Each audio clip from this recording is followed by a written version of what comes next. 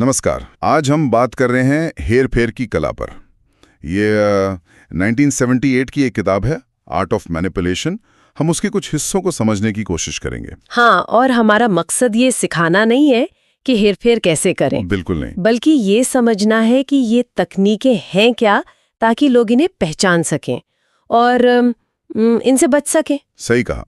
और ये किताब ना मतलब किताबी बातों से ज्यादा असल जिंदगी में जो तरीके इस्तेमाल होते हैं उन पर ज्यादा फोकस करती है। लेकिन एक सवाल मन में आता है, क्या हेर फेर हमेशा ही नेगेटिव होता है? देखिए, किताब के लेखक स्पार्कमैन कहते हैं कि हेरफेर असल में तो प्रभाव डालने का इन्फ्लुएंस करने का ही एक रूप है। अच्छा। हाँ, फर्क सिर्फ इस बात से पड़ता है कि इरादा क्या है, नीयत नेक है या धोखे वाली।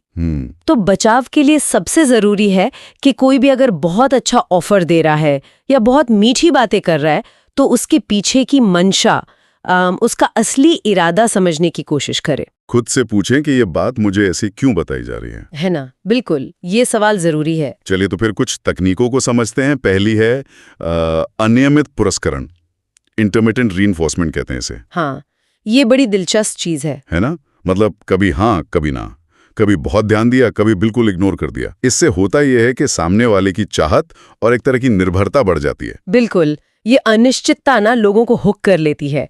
ये रिश्तों में भी होता है, काम की जगह पर भी। तो फिर से बचा कैसे जाए अगर कोई ऐसा कर रहा है हमारे साथ? देखिए, अगर आपको लग रहा है कि कोई आपको लगातार ऐसे मिक्स सिग्नल दे रहा है, कभी बहुत अच्छा, कभी बिल्कुल ठंडा, और आप इमोशनली उन पे डिपेंडेंट महसूस करने लगे हैं, तो वहां थोड़ा सावधान होने की जरूरत है। थोड़ी दूरी बनाना, अपनी इमोशनल स्टेबिलिटी को पहले रखना, ये बहुत जरूरी हो जाता है। समझ गया। मतलब बाउंड्री सेट करना जरूरी है। अच्छा, तो ये तो हुआ एक तरीका।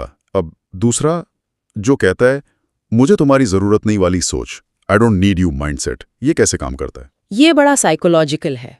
जब कोई ये दिखाता है ना कि उसे आपकी उतनी जरूरत नहीं है, वो आत्मनिर्भर है, हाँ, तो पावर का बैलेंस बदल जाता है।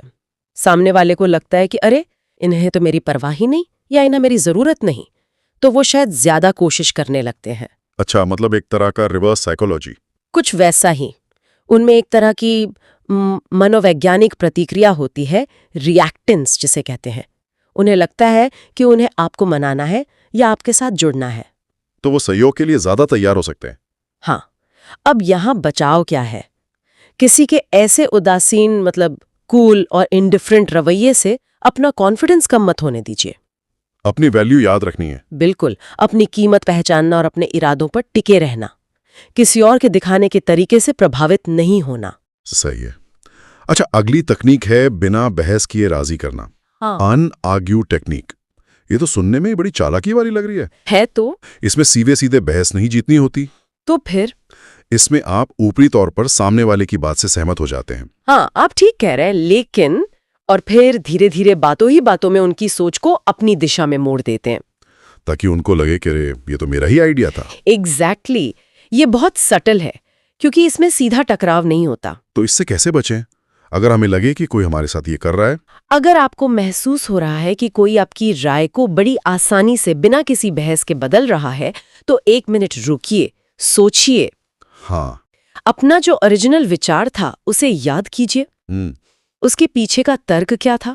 खुद से पूछिए, क्या मैं सच में सहमत हूं या मुझे सहमत कराया जा रहा है? ये ध्यान रखना पड़ेगा। अच्छा, और एक तरीका है जो दोस्ती और एहसान की आड़ में काम करता है, फ्रेंडशिप एंड फेवरेटिज्म का प्रभाव। हाँ, ये बहुत कॉमन है। पहले कोई आपकी मदद करेगा या दोस्ती का हाथ बढ़ाएगा, एक अच्छा माहौल बनाएगा। हाँ, ताकि एक रेपो बन जाए। बिल्कुल। और फिर उस सामाजिक कर्ज उस सोशल डेप्ट का फायदा उठाएगा, क्योंकि आपने उनकी मदद ली है तो अब आप मना नहीं कर पाएंगे। ओह, ये तो होता है एहसान का बोझ जिसे कहते हैं। हाँ, ये मनोवैज्ञानिक बोझ काफी असरदार होता है।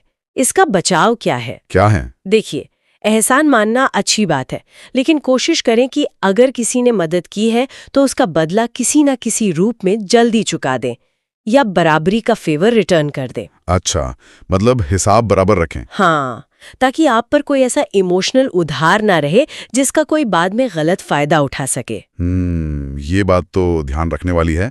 तो हमने देखा कि ये हेर फेर की जो तकनीकें हैं, ये काफी हद तक साइकोलॉजी और लोगों को प्रभावित करने की समझ पर आधारित हैं। बिल्कुल, और इन्हें पहचान लेना ही इनसे बचने का सबसे बड़ा हथियार है। सही। जैसा स्पाकमैन ने चेतावनी भी दी है, अगर आप इन तकनीकों को नहीं जानते तो बहुत मुमकिन है कि कोई इन्हीं का इस्तेमाल आपके खिलाफ कर रहा हो, जाने अनजाने में। और इसमें ये समझना भी शामिल है कि हमारे इमोशनल ट्रिगर क्या हैं, है ना?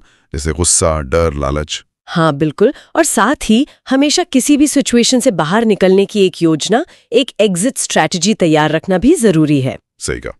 तो जाते जाते एक सवाल छोड़ जाते हैं सोचने के लिए। रोजमर्रा की बातचीत में, खासकर जब किसी का इरादा नेक लग रहा हो, अच्छा लग रहा हो, तब हेर फेर के इन बारीक इशारों को कैसे पकड़ा जा सकता है, इस पर सोचिएगा जरूर।